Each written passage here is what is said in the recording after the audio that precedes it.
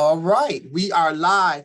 Hello, everyone out there in social media land. I am Dr. Kent Key, and we are the Flint Public Health Youth Academy, tuning in for another edition of A Youth Perspective. We are so excited about today's show. Those of you who've been following us for a while, last year this time, we did a show that highlighted several mentoring programs that came together to do an entree of Martin Luther King Jr. celebration activities.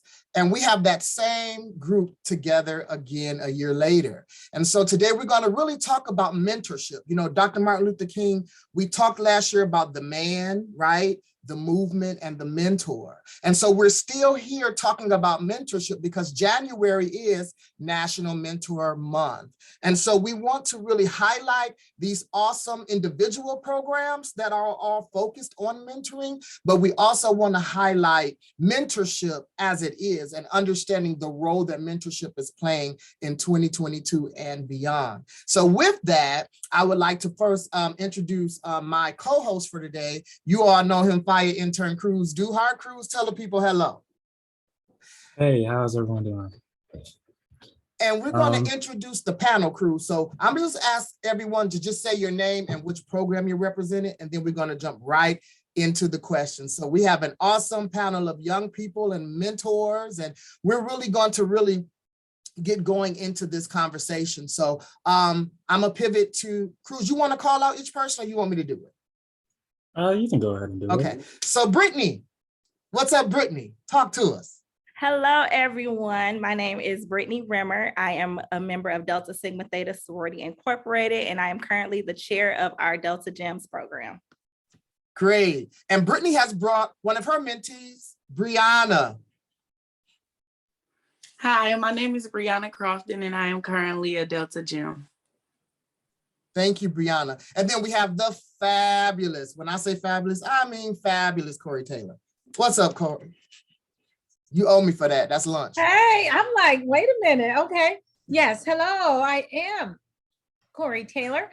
I am the advisor for the ACATS Youth Group, and I am a member of Alpha, Kappa Alpha Sorority Incorporated. And with me, I have Miss Elle Leonard, and she is the vice president of the ACATS Youth Group. Hey, Elle, say something to the people. Hello, nice to be with you all. All right. And then we have the fabulous, wonderful, intelligent Mr. Fabian Haywood. Hello, my name is Fabian Haywood, and I am representing Big Brothers Big Sisters. Thank you. And we have Mr. DeAndre Chilton. He's everything in Flint. Everyone knows him from Flint. So DeAndre, tell us about everything but Flint, because we know you know it all in Flint. What's going on, man? Good evening, Mr. Keith. Stop doing that, Doc. That's not me. Good evening, everyone. My name is DeAndre Chilton, Senior. I am a member of Alpha Phi Alpha Fraternity Incorporated and the senior advisor for the Alpha Esquire Mentoring and Leadership Program. And today I have with me two of my Esquires, first Mr. Jerron Blade and then Mr. Everett Graham. Jerron, say hello to the people. Hello, everybody. My name is Jerron Blade with Mr. Chilton and the Esquires. Great. Nice.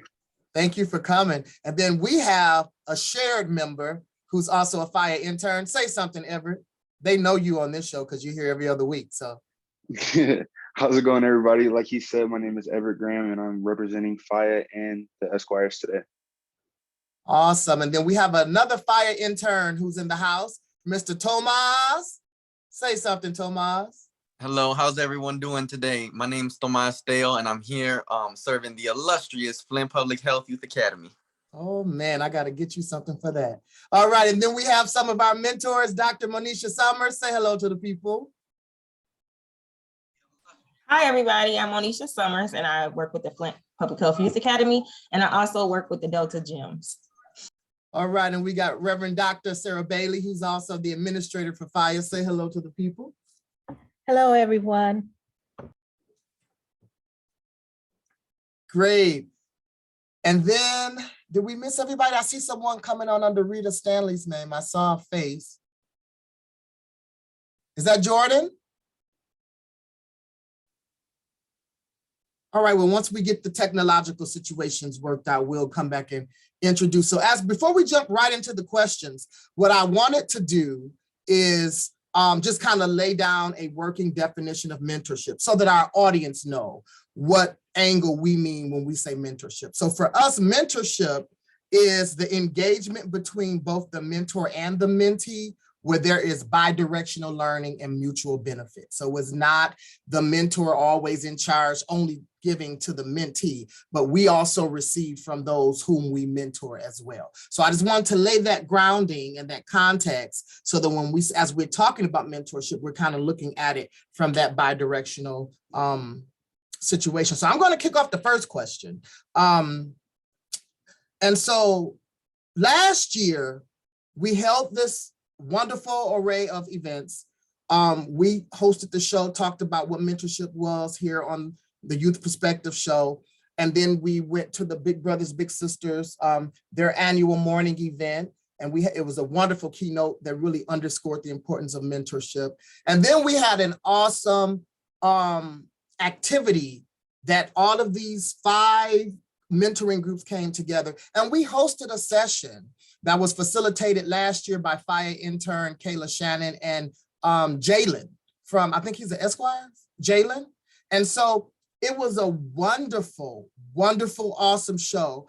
And the topic really started talking about the educational system. This was before people were having issues with, critical race theory, even though critical race theory is not taught in high school. Hello.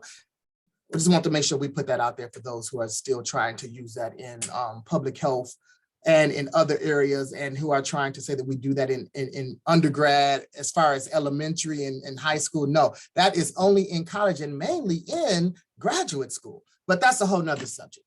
However, the young people were identifying disparities as it related and how racism is interwoven in the educational system, i.e. Christopher Columbus discovered America when we know he didn't, because people were there when he got there, right? And so they were talking about, I mean, it was so good, Corey and Brittany, I can say that, and DeAndre, because you all were there last year, we had to have a second show, didn't we? And the second show was packed out. So it was pretty awesome. So this year, we're doing a similar thing, and we're really going to just really highlight the evolution and how mentoring has evolved. And so my question is to each of you, the mentors and the mentees, not thinking about the collective group, but your individual group, what have you been doing since this time last year? All that wonderful stuff we did, but from that time to this time this year, what have you been doing as a group? And the floor is open. Well, Dr. Key, I'd like to kind of step in with the alphas and esquires. You know, ever since the broadcast last year, you know, still continuing to meet with our young fellows. We did Zoom calls. We periodically would, you know, gather ourselves together, being safe, stressing the importance of safetyness. We understood, and we listened to our young fellows. We listened to those guys on every call as to how, you know, one, it was Zoom fatigue. So, you know, we had to get to them and get them in activities to where we could, you know, we could kind of bond physically like we used to with each other, just to help their mental status.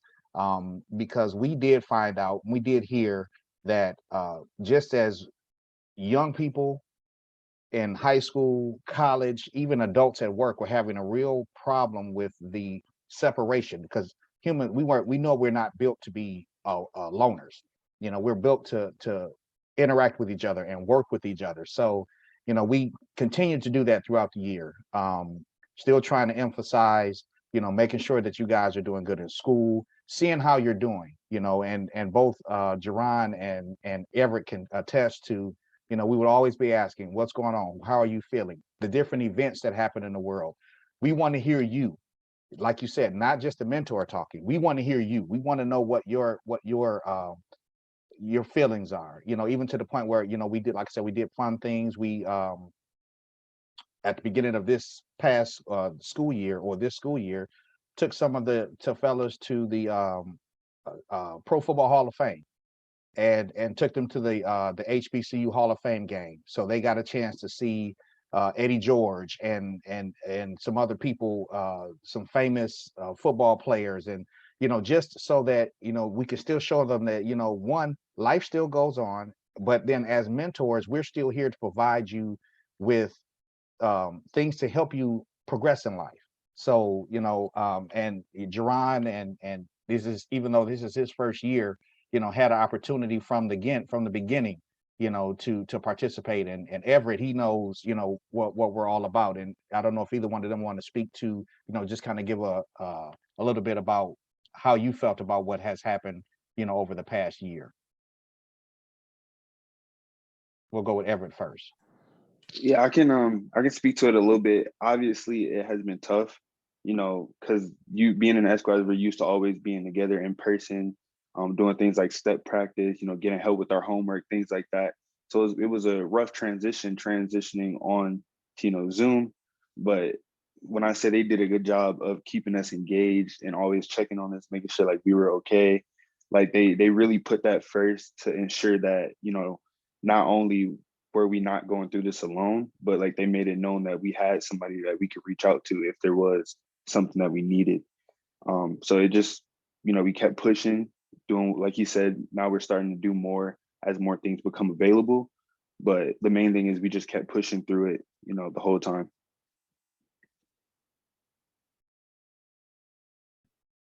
I was gonna say, I'll go next to kind of piggyback off of what DeAndre said. We had to, adjust to meeting, virtually versus, in person.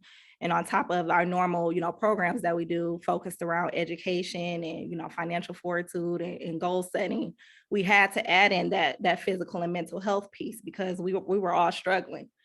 And I think you said it, Dr. Key, when we were meeting, like you can't pour from an empty cup. So even myself as a mentor, I had to make sure that I was taking care of myself and my health, to be able to, service and be there for these girls. And so we've added some, mental health pieces into our workshops, and even some self-care. Like I think recently we made some sugar scrubs, something that we can just utilize, help take care of ourselves. And and Brianna, if you want to piggyback on, some of the things that we've done and how your experience have been, because you've been with us, I want to say almost all 4 years. And so you've kind of seen the transition from being in person to going virtually. So. Yeah, it was definitely tough going from virtual from going from in person to virtual. I was used to being around my sisters, meeting and being around each other, laughing together. And then they did a very good job at making us feel comfortable though with transitioning. And Miss Brittany always checked up on us and made sure we were okay and that we got the things that were going on in the world off our chest and how we felt about things that were going on in school or just things that were going on in our personal life. And then the workshops were always something to look forward to, especially when it was about self-care. Because, over the pandemic and things like that, you start to just, not really feel the same as you were before. So definitely the workshops, it definitely made a big difference in how we transitioned. All right, if I may, this is Corey Taylor. I'll go next. And what I wanted to say is that when we first found ourselves kind of wrapped up, tied up, and tangled up in the virtual world, it was very foreign to us. But I listened to what the members of the ACATS youth group said, and we stayed in touch. One of the first things I did was go over how to use Zoom with them because no one had been in a virtual world before. We all learned in person. And so we took some time and had a whole workshop, and I let them share their screen and do different things, which they needed to learn how to do very quickly. And then the next thing they said to me was, well, Ms. Taylor, I'm sitting in here and I'm not exercising and I'm not moving around as much, and I can tell the difference. So then we started exercising every day, 4 days a week at 4:30, but they were the leaders in that, and they decided what we would do, and we would just stay on for 30 minutes, but watching them learn and practice how to function in a virtual world was a learning experience for me.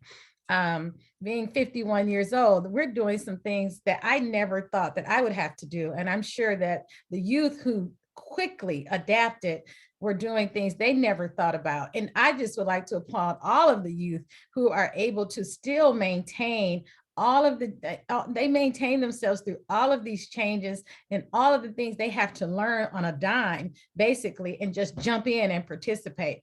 We had virtual celebrations, virtual initiations.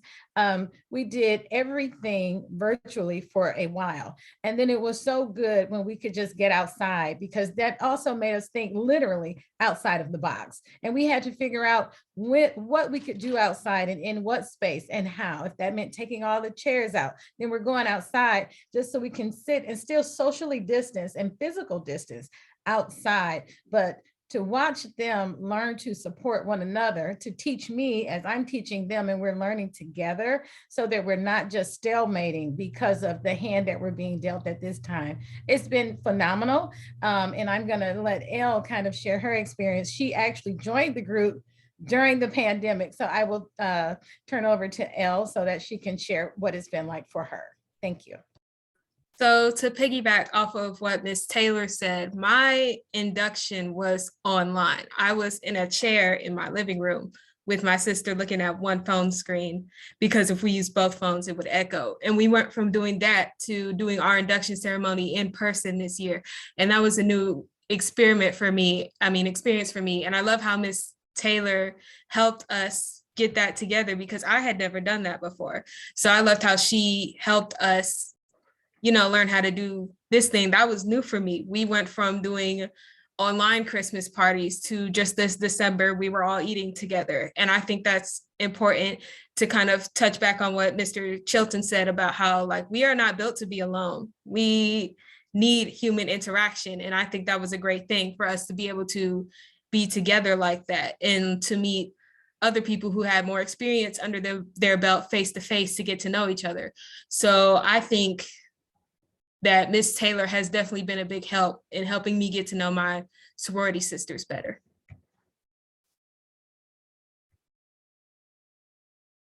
Any of the other programs want to chime in? I was just going to say, spoken well, Elle. I like what you were saying. And speaking of this virtual environment that we've all entered, and speaking of mental health, I really wanted to kind of touch on kind of what FIA is doing. So, we built this platform with our virtual talk shows every other Friday. So, we've heard a lot of people just discussing in our own lives or hearing from our neighbors about just the isolation that we felt. We like to say that we are physically distant. We're not socially distant. We're all still here and connected with and for each other.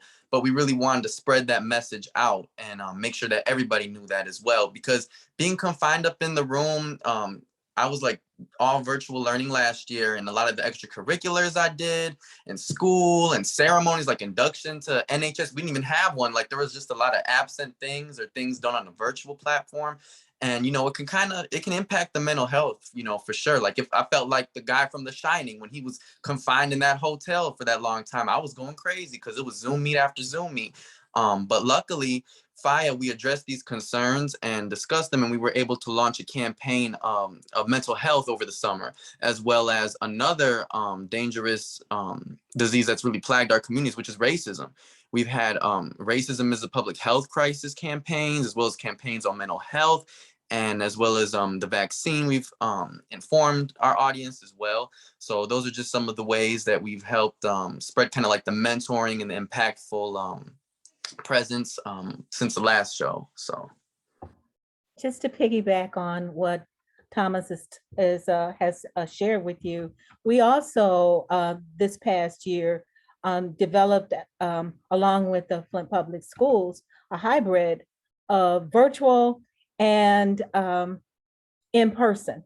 And we were able to, at Holmes Middle School, virtually in person, provide some instruction on public health, and it went very well.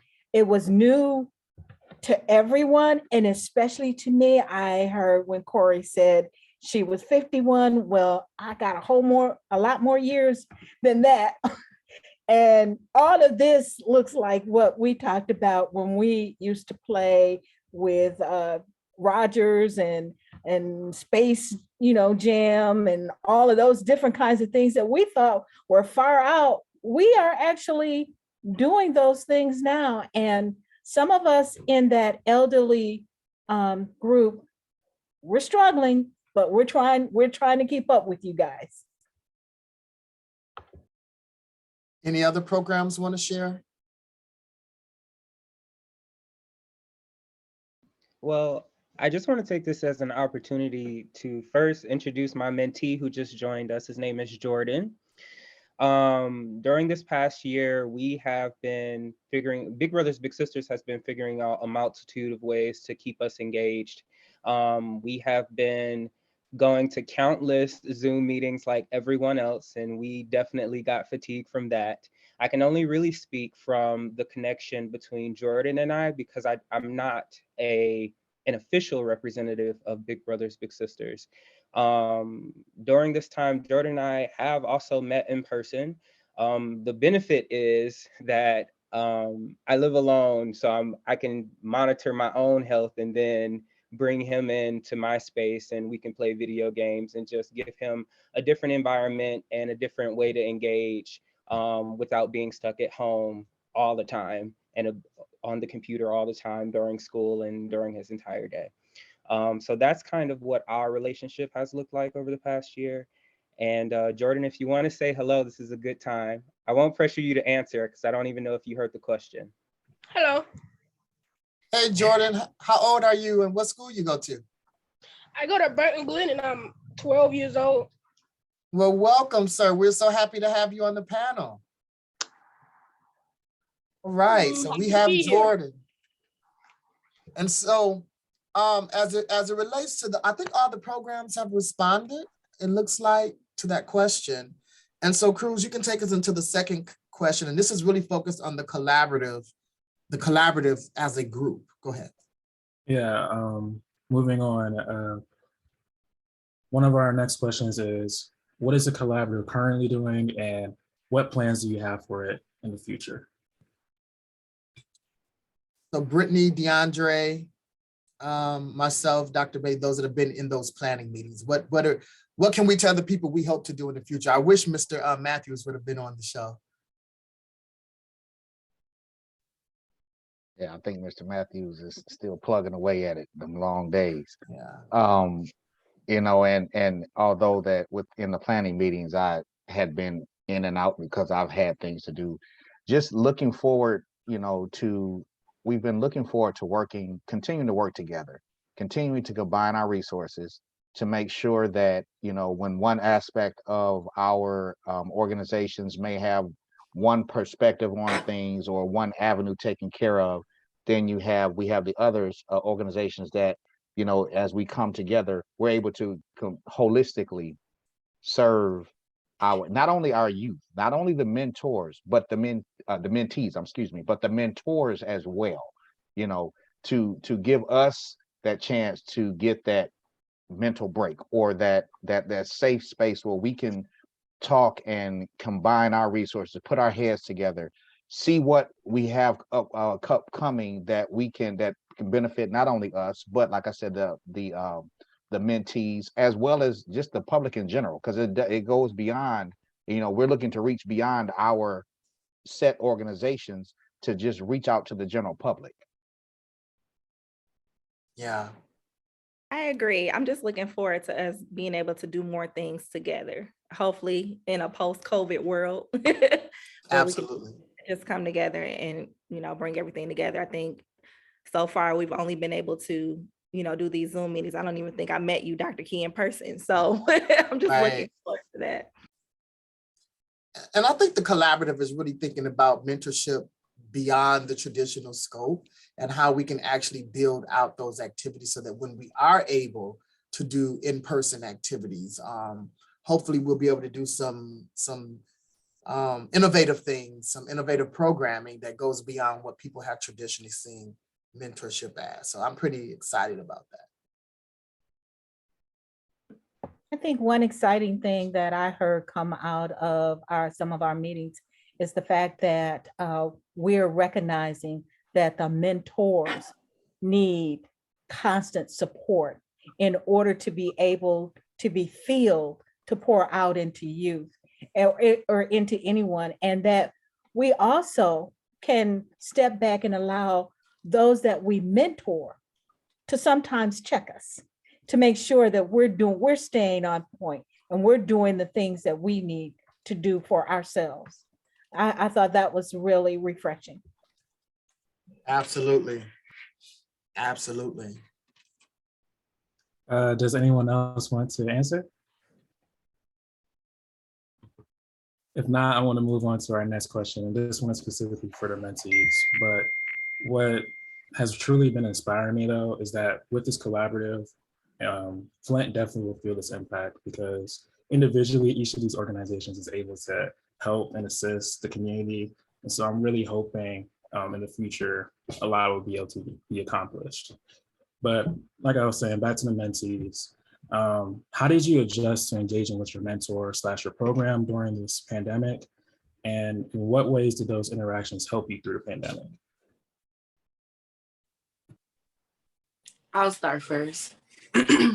So for me, honestly, if I'm being for real, I'm still adjusting, because I'll never be able to just get into a world where we're fully virtual. Like, I need to be in person with people, because I'm sorry. Like, we need people. We need to be around people. We need to be able to feel people physically.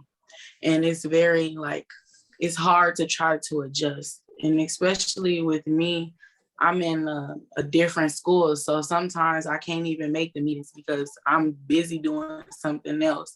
It's a lot going on in the world right now.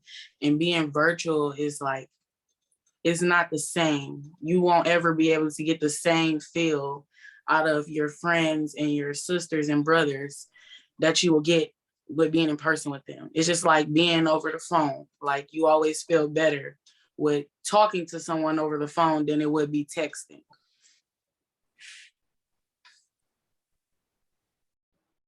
Yeah, I mean, I feel you. I don't think I'm ever going to fully adjust to learning, virtually, because my bed is 2 inches away. It's so easy to slide in over there.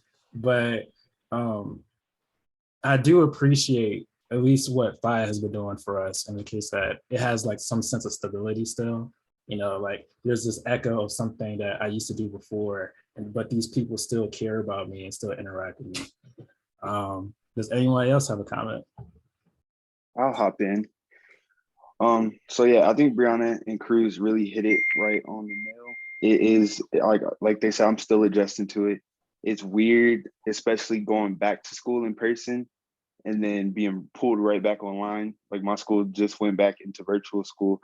So it's a really hard adjustment to kind of play both sides. But like Cruz was saying, the stability of it has really been, giving me some sort of peace.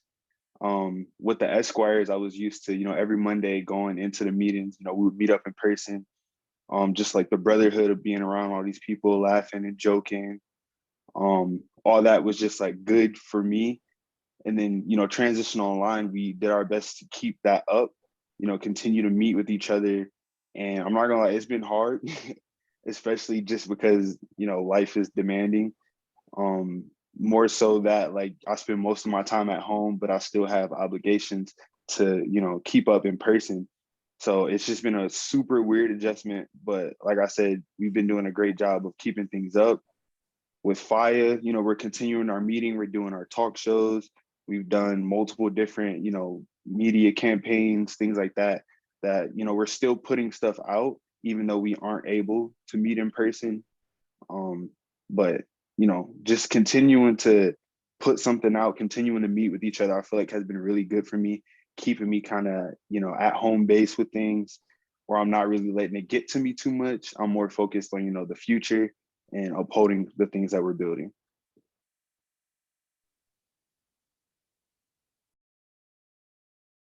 I agree that it was hard to adjust. Even when school first started going virtual, I found it hard to stay focused, especially being at home. I like to tell people I work better in a place where I'm used to working. So meeting virtually with my ACAT sisters wasn't as hard for me as it was when we first started going virtual doing things.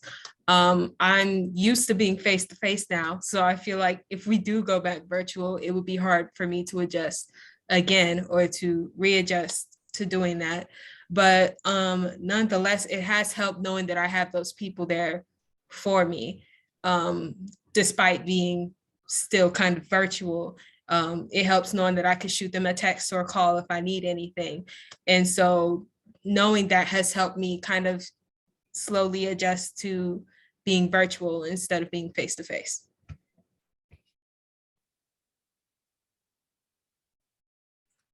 So does anybody else want to answer? Can I say something? Yes, sir. I feel like it was for me when going back to school, it was easy to get used to because I've done it before, but it was hard to really get comfortable doing it because I haven't done it in a long time. So doing everything online last year, I really get that fully. I didn't really get a lot of like going into the meeting and then just depending on if your internet is good or not to actually be in class. And sometimes sometimes it'll be harder. Like some of my grades weren't as good as it was when I was online because it wasn't as easy as it would if I was in person. But now that I'm in person now, it's kind of improved. And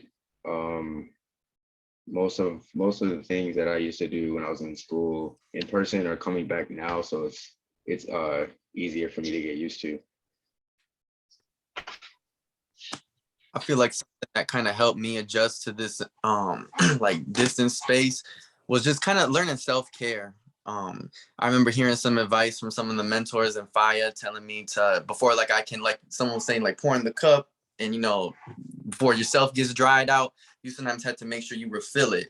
So that's kind of what I had to do in the summer. I kind of had to distance myself and kind of take breaks. Because even though I was online, I still had like a heck of a lot of work to do, like if I was in the physical world. So I just like had to take a break because of like burnout was getting real. And, you know, just following that advice about practicing self-care so you can do everything to the fullest. That's really what helped me. So I'm glad that I had people part of FIA that gave me like advice that really like changed, you know, because that can be a dangerous path if you don't address it. So I'm just thankful for that.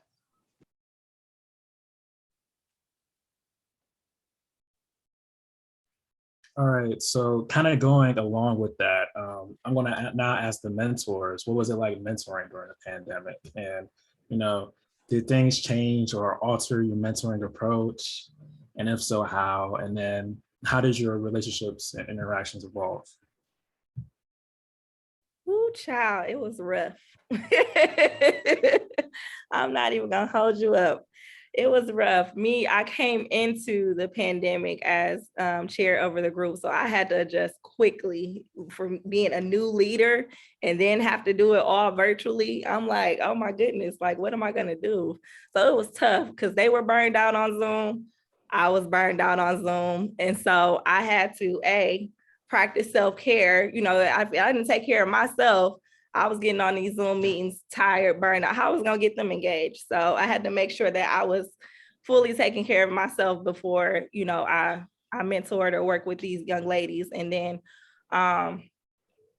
listening to them. So we have a group me that we communicate on, and so I check in with them regularly. But this year, going into the new year, I kind of got their feedback, you know, what's important to them right now. You know, traditionally we have these programs or we have a curriculum that we follow when we, you know, engage with these young ladies. But, you know, I wanted to switch it up to get them more engaged. And I definitely seen a difference, especially in, because we're still virtual right now. So I've seen a difference in our engagement, you know, and keeping them involved and joining the Zoom meeting. So that's pretty much how we've had to adjust over the past year.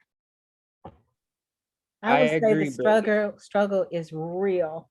Trying to make sure that you've got internet service to actually stay online, get to the middle of a really good conversation, and it kicks you out and then you try to get back in and you can't. It has been a struggle, but we did it. We stayed our feet to the fire and we continued to do it. We're getting better. I'm taking classes again on how to actually operate off of Zoom. There's lots of things that I'm discovering you can do on Zoom I didn't know you could do. So that's some of the issues that, and then dealing with kids that's been on Zoom all day. They were in Zoom in school all day. Now you're trying to talk about something fun and they could care less. They want to eat and watch some TV and go to bed. They don't want to deal with you. So you get crickets most of the time. And it's almost like sometimes you're talking to yourself, but then something happens and you realize they did hear what you were saying and they followed it, but everybody's wore out. And that's why we have to continuously support one another, not only the mentor, but the mentees as well. Fabian, I think you're about to go. Go ahead. Go ahead, Fabian. Yeah. Thanks. I completely agree.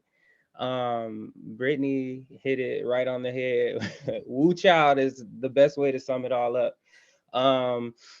When the pandemic first started, I was working full-time, I was working part-time, I was in school full-time, and I had just launched a business.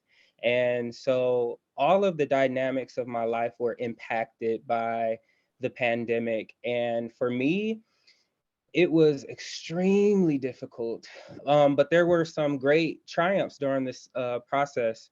One of which, probably the biggest for me personally, was engaging with therapy and figuring out how to make sense of everything like that's going on, because Tomas mentioned earlier just about all of the injustice that we have been watching together on our TV screens and cell phones and whatnot.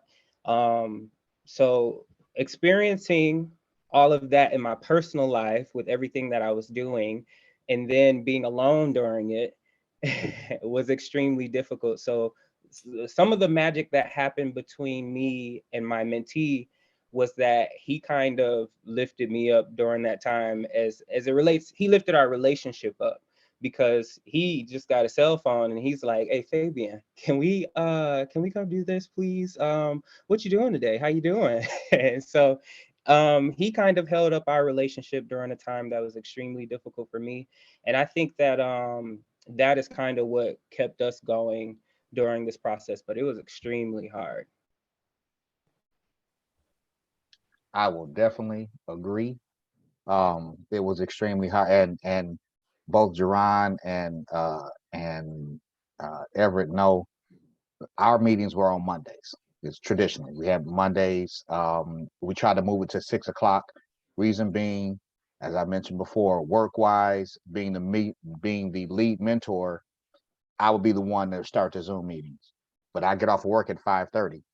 So I'm trying to drive home, hurry up, get home, and then get the meeting started. Or I might get it started on my cell phone as I'm going and letting the fellas know, hey, listen, I'm going to be on silent mode. I'm going to let y'all, kind of get talking for a minute because I'm transitioning from work to home. And, doing that and then realizing that I've worked 9 hours a day, but these guys have been in class all this time and on Zoom, and then having to come on Zoom again, that Zoom exhaustion that Dr. Bailey talked about earlier. Just how in the world are we going to keep their attention? And that was the biggest thing, trying to do different things to keep their attention in the meeting. So, we did a financial literacy workshop over 4 weeks. There was a financial incentive for everybody who participated in it to start them their own savings account if they didn't have one already. So just little things to try and keep them motivated and coming back. And like I said, periodically getting together to, as Everett was talking about, to strengthen that brotherhood that they have. But at the same time, knowing that, hey, listen, guys, this thing won't last forever. We hoping, it won't last forever. Eventually we'll get to the point where we'll get back to where we need to be, but just know that You know, we are trying to do the best during this crazy environment. And I know we don't like Zoom, but we're looking at your health is more important than anything else. So if we do come together, yes, we want to make sure that you guys are healthy, but we're stressing that at the same time. Just take care of yourself. I think Tomas even said it. The self-care was very important, not just for them, for us, like we mentioned, as for us as well, because I'm running around like a chicken with my head cut off. And I give all kind of props to Mr. Wells, who volunteered me to take over the Esquires. That, you know, it's mentoring is tough. It's hard. It's difficult. Making sure that you can impart wisdom and what's needed into our young folks' lives when we're trying to figure out what's going on with our own lives. It was difficult, but by God's grace, we've made it so far. You know, almost 2 years into a pandemic, we've made it so far, and we're still able to, able to do it, and we can see the fruits of it because we still have people coming to our mentoring groups. We still have people participating. We still have people watching our broadcasts. So, you know, it is rough. It has been rough, but we're making it. All right. I think this is Corey. I would like to comment on that. I think one thing I was talking to Elle earlier today, and I said everybody was talking about pivoting and pivoting and pivoting. And I told her, I said, you know what pivoting makes me think about is a basketball team. Typically, the player who's in the position to really pass the basketball off to make the basket or to make a basket himself is the one who has to plant his or her foot still in a place without lifting the other foot and make sure the ball is safely handed off to someone else or it goes through the net. I said, and so when I think of pivoting, I think of everybody working as a team and everything working together like an axle and a smooth running machine so that we all win. And I think that right now we're in a group, we're surrounded by winners right here. We're all winning. We show up. I remember my first task I believe I received to become a mentor was several years ago, many years ago. And I was like, I don't want to do that. Like, do what? And that was some direction I got from the man upstairs, from my Dr. J. I'm talking about Jesus. And so I was like, no, I don't want to do that. No, like I have 5 sisters. No. And it's so rewarding for me because I think the younger people help keep me up to date. They help me stay relevant. They help me learn to listen.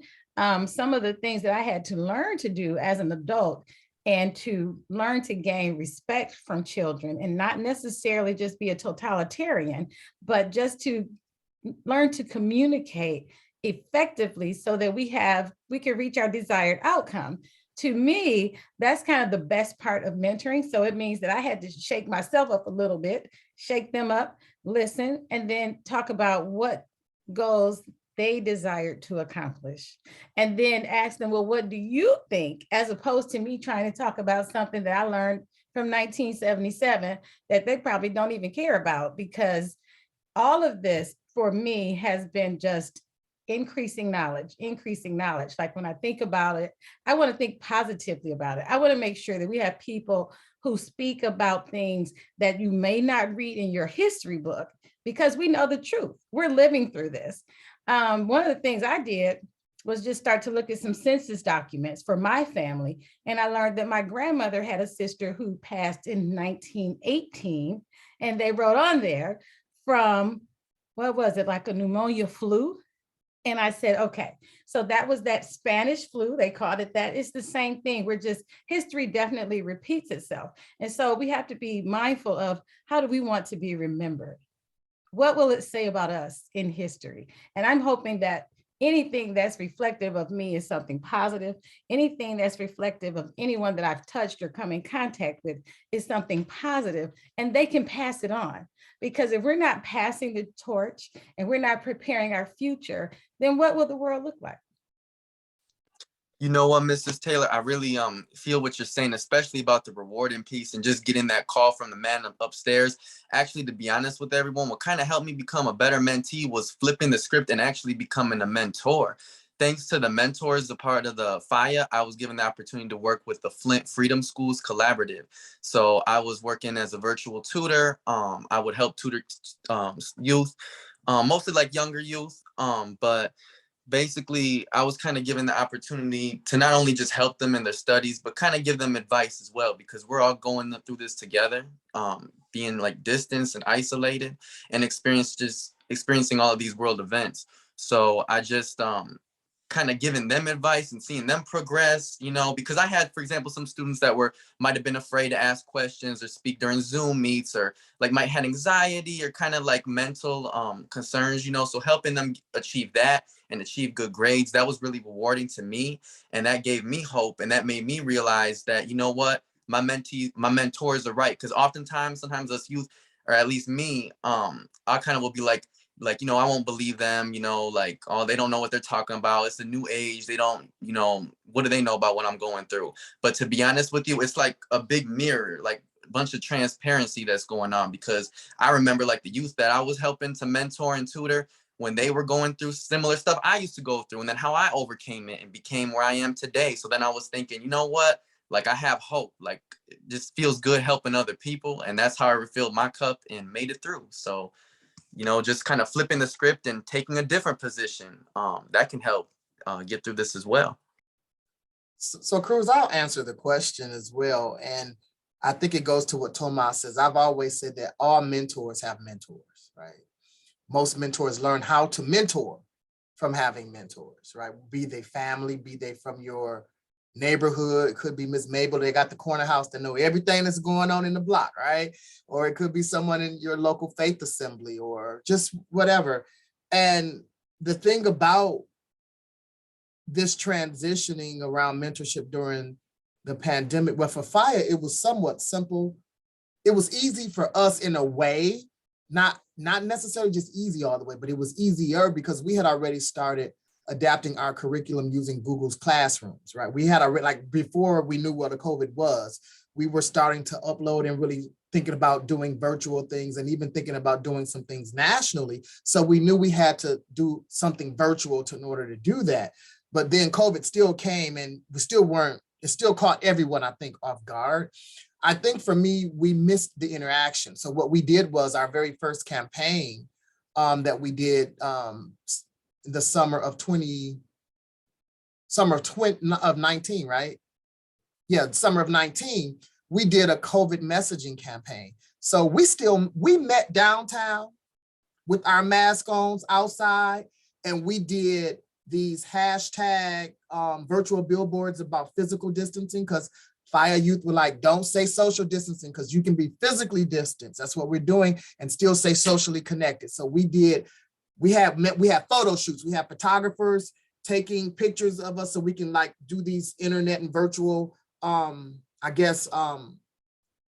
campaigns around that, and also about masking up, hashtag mask up Flint youth, right? And so we did photos with the mask. So our youth were able to still come together and do things outdoors, masked up. That was one thing I think that helped us. And then we also, because of that work, other groups started reaching out to us that got funds to do like public service announcements around COVID and around masking. And so many of the FIA youth were also able to do that.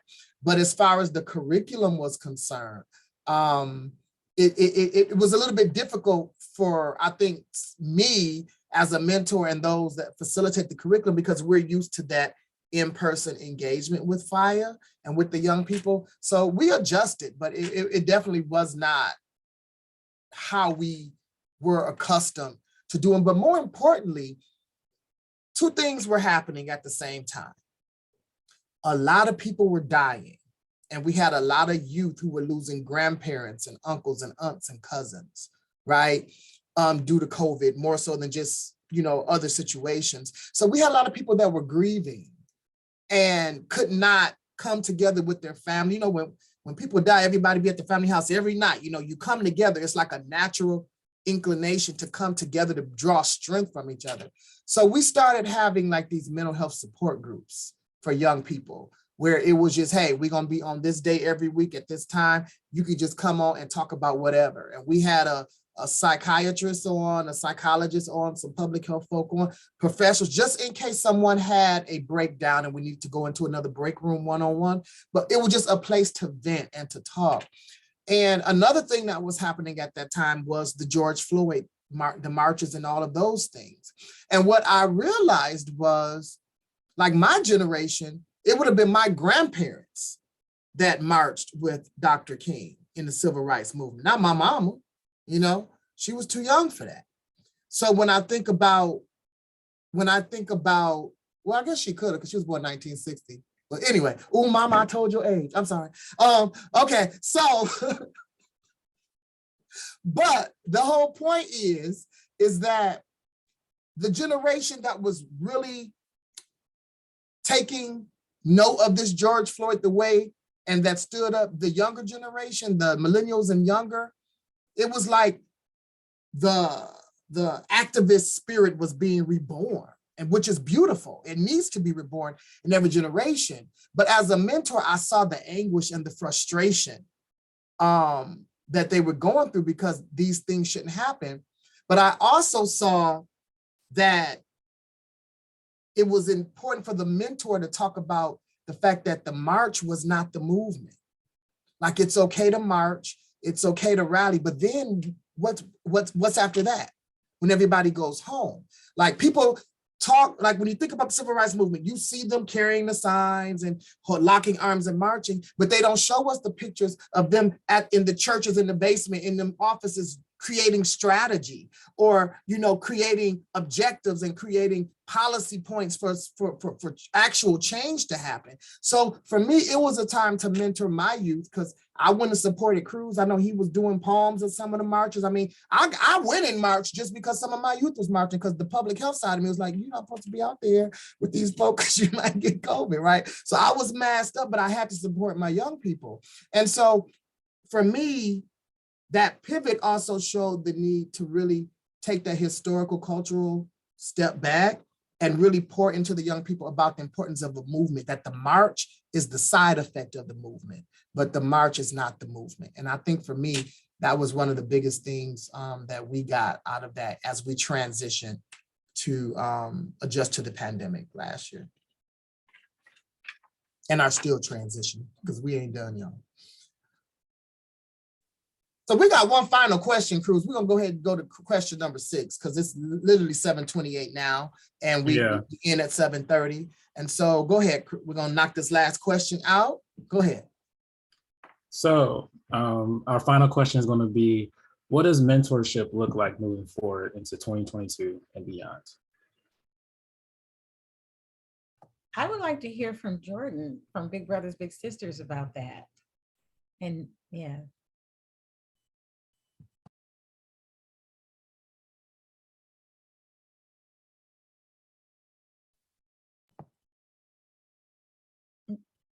You there, Jordan? Maybe he's having some technical difficulty. Okay. I'm back. I accidentally turned off my phone. What was the question?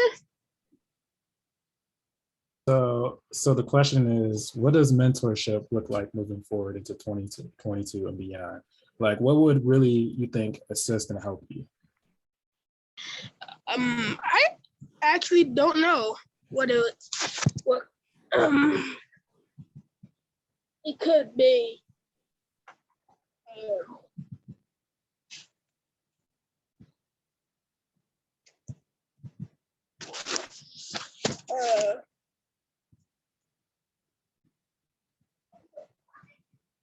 Jordan, we're pressed for time, sir. I know. Just confused. I think that we could continue some of our in-person interactions. Just reiterating that Jordan is my mentee. I think that we can have more conversations about mental health as we continue navigating this pandemic. I think that that's something personally I didn't receive from the generation before me. And that I think that conversations over this past year have made me more aware that that's something that I need to pass on. Not only something that I need to put in practice, but something that I need to teach. So maybe we can do more of that. What do you think, Jordan? I do too. I think we can do more of that too. All right. And I agree with what Fabian just said. Seeing it go in 2022, I think it's moving. It's a moving piece, but definitely moving towards, you know, continuing that, grasping us together, getting that village mentality. Um, our five or four or five organizations continuing to work together. You know, once we get to the we can get in person, meeting in person, so that we can do things and collaborate and just feed off of each other to continue to strengthen each other and help with that self-care. Because I think that is a big key to that self-care is you have somebody I can lean on. I don't have to lean on the wall all the time. I have somebody I can lean on, bounce ideas off of, get nourishment from, if you will, as we continue to go, as well as our mentees, you know, inter-organizational, you know, collaboration and meetings. And I just think that that's where the direction that we're seeing it go. And I think that's you know, where we should be headed. I would like to comment on just the collaboration itself, because some of us would get together maybe twice a year before, but that would be for the step shows, right? And so as we've begun this process, just reaching out further, extends all of our reach collectively and individually as groups. And it also has given me more of a support group just for being a mentor. And I'm a mentor mom. And so I'm naturally like a nurturing person. And so I want to see, I might say some things a little differently than other people. I know a lot of big words. I try not to use them deliberately because I want to make sure that I'm speaking to my audience so they can hear me. I don't want to talk to them and do the things that I can do and speak a certain way and then have them just looking at me like, what you talking about, Willis? I don't want to do that. And I don't think that's effective. And so as we collaborate and we talk to one another with just the mentors, the lead advisors, or whatever we call ourselves, we actually talk about the feedback we're receiving from the young people in all of the groups. And I think that just strengthens our voice as mentors. And then we have a voice and we're providing information for all of them in a way in which they can receive it and go forth with it. And even with this information that we're sharing tonight, and I just like to see Jordan's response when he said, oh, I turned off my phone. Fabian jumped in just naturally, like to guide him along and to help him to, I guess, kind of formulate his response and make sure, and because at first he said he was confused, but when he got finished, he wasn't confused. And even Fabian said, well, this is my mentee. That's what I think we're here for. And then I would like to think that we're all, every moment that we get, that we are mentoring someone, because somebody's always watching us. Even when we don't think that they are, they're watching. And they're not just watching where we are or what we're saying, they're watching who we're with, when we leave, like how we leave, how we're conducting ourselves. And so it's like a reminder to just kind of check yourself and try to do the right thing and try to say the right thing. And sometimes saying the right thing might not be something that our mentees want to hear. And so I just see us moving forward as a collaborative and becoming a force to be dealt with as it relates to mentee and mentor relationships. And I'm looking very much forward to it. Elle, did you want to comment? I actually did. I feel like personally, mentorship going forward should be more inclusive. I guess that's the word, because people are different. You know, like in the beginning of the year, they make us take a test to see what different learning styles we have. So I feel like something like that, like we should all be adjusting to each other and our differences so that we can help each other in a way that's actually effective. And that we should be more open also. Like the self-care thing, for instance, I have friends that come to me when they need something and I'm like, well, what exactly do you need? I wouldn't just give them all the same thing. I try to, what's the word? I'm looking for it. I can't find it, but I try to like adjust to what each one needs specifically in that situation. Do you need advice? Do you need me here to just listen? Do you need something else from me? Something like that. So I feel like mentorship going forward should be more diverse in a way. Awesome. Anyone else?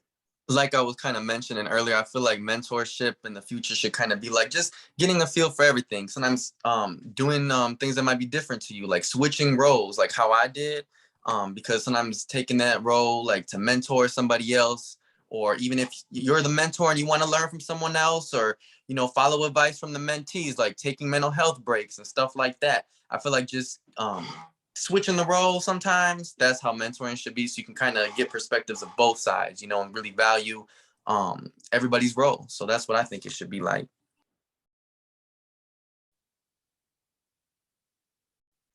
Yeah, a lot of what's been mentioned over this Zoom has been self-care.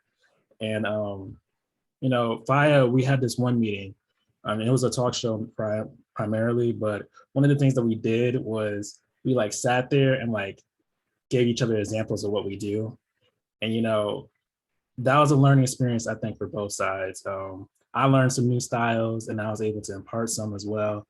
And I really do think that's what mentorship is now, is that kind of like branch or that building towards that connection where it's like, hey, I have something that I could provide, teach and learn.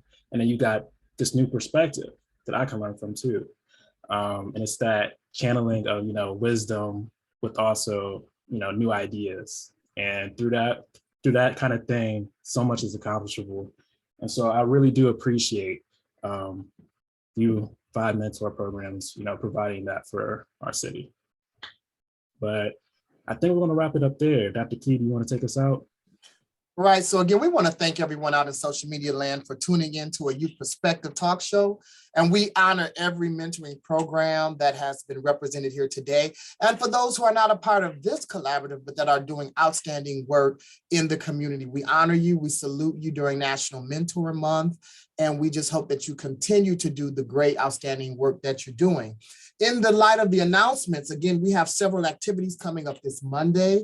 Monday morning, there will be at 9 a.m., the Big Brothers, Big Sisters of Flint Genesee County will host their 16th annual Mentoring Inspirational Virtual Event, again, in honor of Dr. Martin Luther King. It will be an awesome event. It's awesome every year. And so we want to make sure that people are able to join in. You probably can go to Big Brothers, Big Sisters website and get the link to RSVP or to get the information to be a part, but it is virtual this year. And then also again, at 1 p.m., this collaborative will meet again on the Esquire, Alpha Esquires on their Facebook page at 1 p.m. and we will host another show. And this show is going to really take a deeper dive into mentoring amplified, the evolution of mentorship. And so we're excited again about, first of all, elevating youth voice on these platforms, and to showing the importance and how critical mentorship is to the health and development of young people in our community. Again, thank you all for joining in. This has been an awesome show. You all have a wonderful weekend, and we'll see you next Friday after next, same time, same place. Have a great evening.